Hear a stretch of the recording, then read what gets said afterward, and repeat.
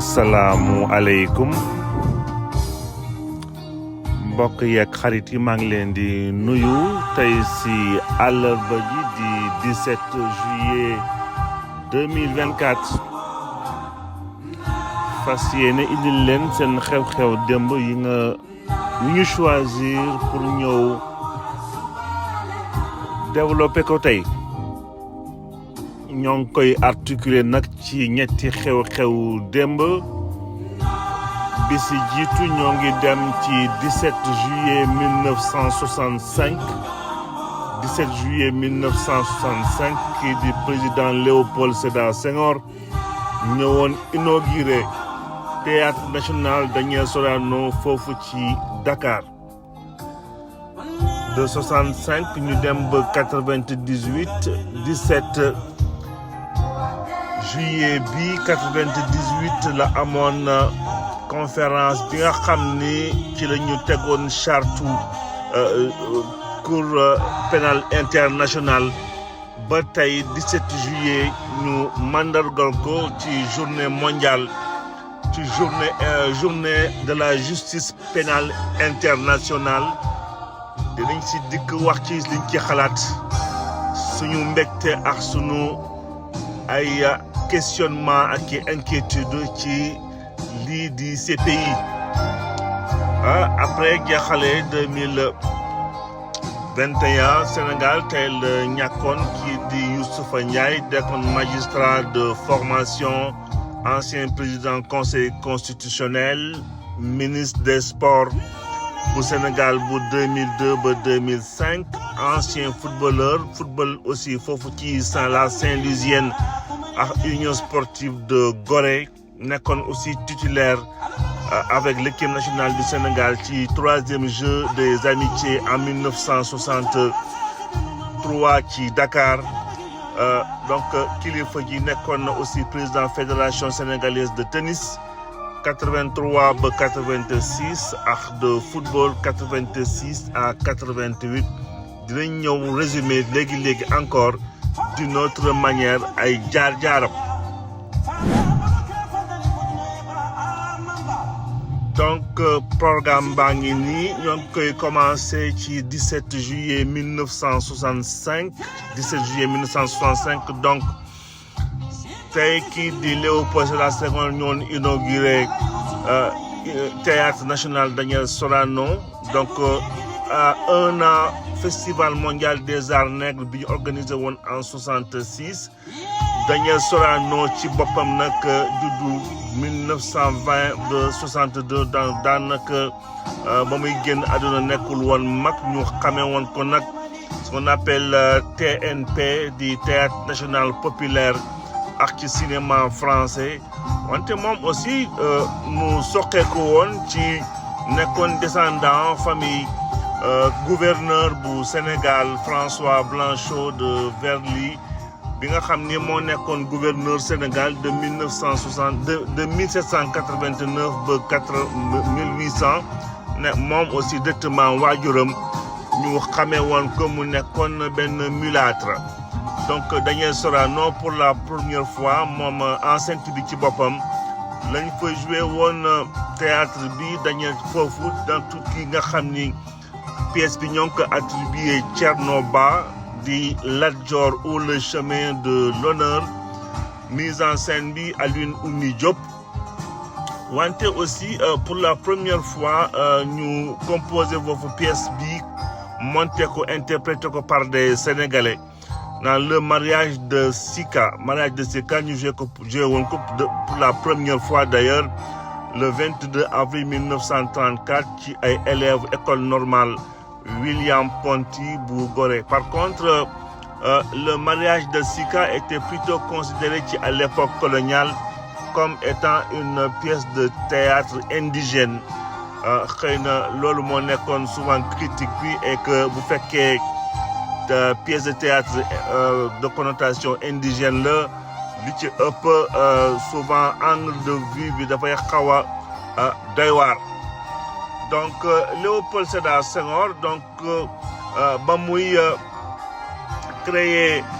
Daniel Sorano amoon yéene quelque part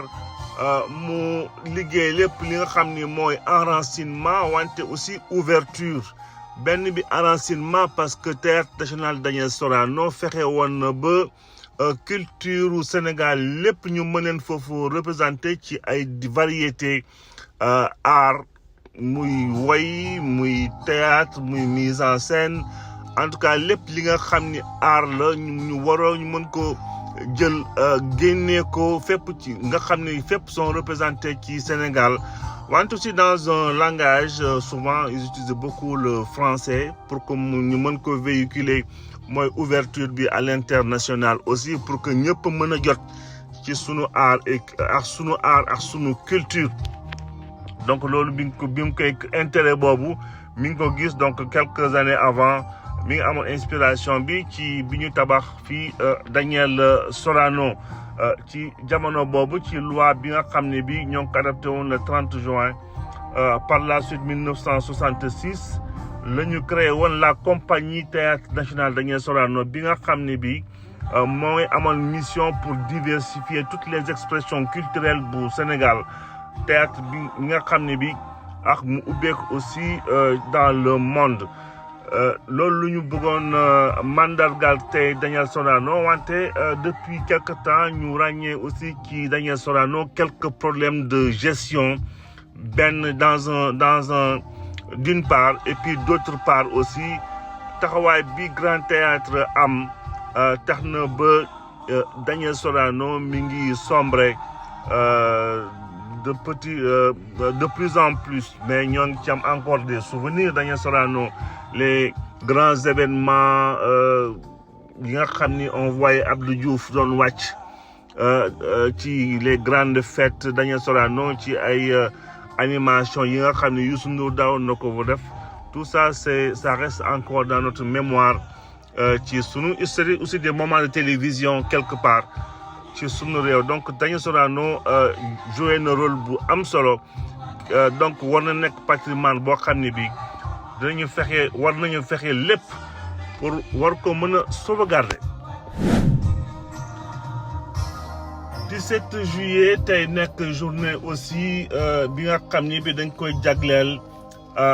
justice pénale internationale ginnaaw en 98 bi ñu ñëwee créer CPI occasion bi nga xam ni moo permettroon ñu créer traité bi doon fondé CPI du 17 juillet 98 l'idée aussi moo nekkoon ñu aar askan yi ci lépp li nga xam ni mooy génocide crime contre l'humanité crime de guerre ak crime d'agression donc crime d'agression surtout en rapport ak li nga xam ni crime de guerre en rapport en crime d'agression entre surtout dëkk contre dëkk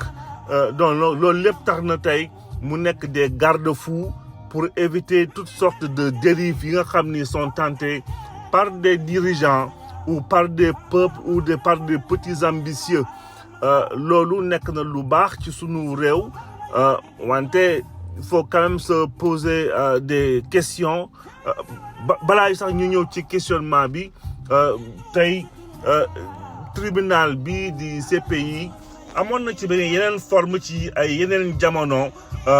déjà en 45 on parle de procès de Nuremberg parce que avantage CPI bi nekk na benn cour boo xam ne bi benn cour bu permanente benn cour bu fixe la wante y avait des cours occasionnels yi nga xam ni comme le procès de Nuremberg en 1945 ou le procès de Tokyo en 46 ou encore bi ñuy jugé crime yi nga xam ne ñoo nekkoon ci ex-Yougoslavie ak yu Rwanda di cours nekkoon ay cours yi nga xam ni c'était pas des cours permanentes donc 98 bi moo taxoon tey lu toll ni ci téeméer ak fanweer ki juróom ñeenti réew di 139 pays ñëw signé traité bi près de 80 États ñëw ratifié ko par la suite donc en 2010 nag ñu mujj woon ko réviser foofu ci traité de Rome bi ñu tenir foofu ci Kampala bu Ouganda assemblée nag amoon décidé woon le 17 juillet mu nekk journée international de justice pénale justice pénale bi nag mu am loo xam ne lu bëri dañ ko reproché parce que am na ay dëkk yu bëri lu mel ni États-Unis kenn xalaatul comme Donald Trump ils ont tout fait pour que ñu mën ko juger ils ont pas pu kii de George Bush aussi je pense que taxawaay woon na ay taxawaay yoo xam ni coupable ou innocent waroon nañ ko mën a juger dans le cadre d'une justice internationale ginnaaw lépp lu fi def on a vu aussi le cas de Kadhafi bi nga xam ne sa disparition xëy na mérité woon na une justice internationale xëy ñëw statuer ci situation yooyu ñu ràññee tamit tey boo daan dem Côte d'Ivoire bi Alassane Ouattara di jël nguur gi foofu mais rapidement la ñuy patami ñoom Gbagbo ak ñoom Blé Goudé yóbbu leen ñu juger leen CPI écarté leen quelques années balaa ñu leen di sax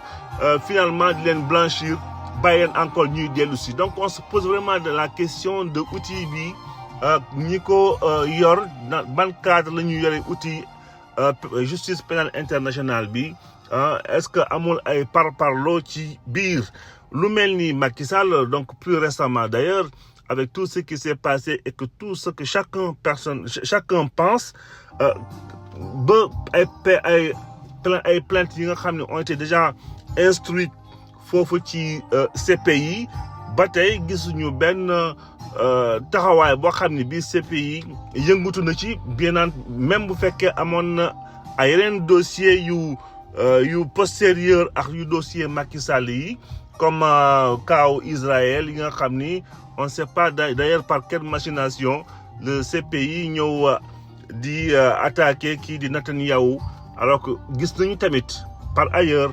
taxawaay bi nga xam ne bi administration sénégalaise taxawoon na ko ci ay manifestations yi nga xam ni coupable encore une fois coupable ou innocent xëy na waroon nañ ko mën a instruire pour que askanu Sénégal war ci mën a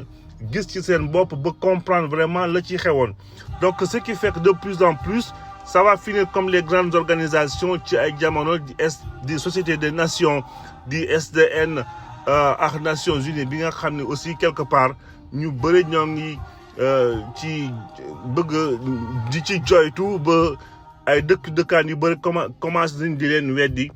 ba ñuy ñàkk ay membres dal aussi CEDEAO nga xam ne kenn mënu woon imaginer ay jamono que dina may dëkk africain de l'Ouest yi nga xam ne danañ génn ci institution yi. ñëw ci sunu dernier éphéméride tey Sénégal di regretter kii di Youssou Ndiaye. Youssou Ndiaye donc comme ni ñu ko waxee auparavant yàgg nay am taxawaay ci sunu réew soit ci sunu administration soit au niveau sportif ci carrière am nag kii di Youssou Ndiaye déjà dès 1966 le nekkoon juge puis vice-président de 1974 à 1976 et président 76 ba 84 bu tribunal de Dakar Youssou Ndiaye nekkoon aussi membre conseil supérieur de la magistrature de 76 ba 84 conseiller par la suite de 85 à 90 puis secrétaire général en 91 foofu ci cour suprême bu Dakar premier président de la cour d'appel de 91 ba 92 de la cour de cassation de 92 à 93 président du conseil constitutionnel bu Sénégal donc dès 93 ba 92 donc bu ñu waxee 93 ba 2002 du moins noonu la ñoo remplacé kii di Kéba Mbaye ci dans un contexte assez bouillonnant aussi bu disparition wu maître Babacar Seye en 93 terewul Abdoulaye Wade bi mu dikkee def ko ministre d'État ministre des sports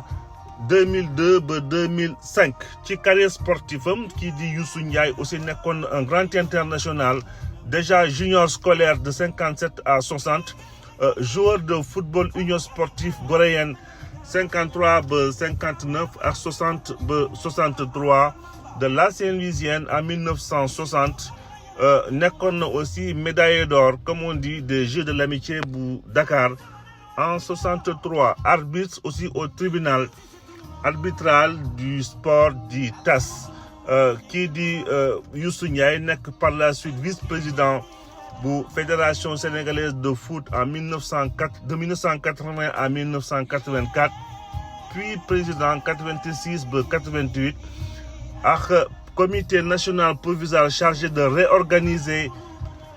et de gérer le développement du football, président de la fédération de tennis, président Union sportive goréenne, président d'honneur 2002 ba 2005 yàgg na am taxawaay nga xam ni au niveau donc sunu administration et puis engagé au niveau sportif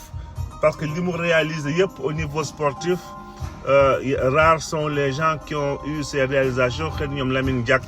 am noonu nañ ci taxawaay bu demee noonu mais Lamine Diack plutôt orienté politique donc tey sunu espace bi bëggoon ko ci rendre hommage à notre manière. donc di jeexale fii sunu éphéméride yi ba ëllëg ci alxames ji dikkaat fii avec beaucoup de bonheur yeggale waxtaan bi d'ici là passez une excellente journée.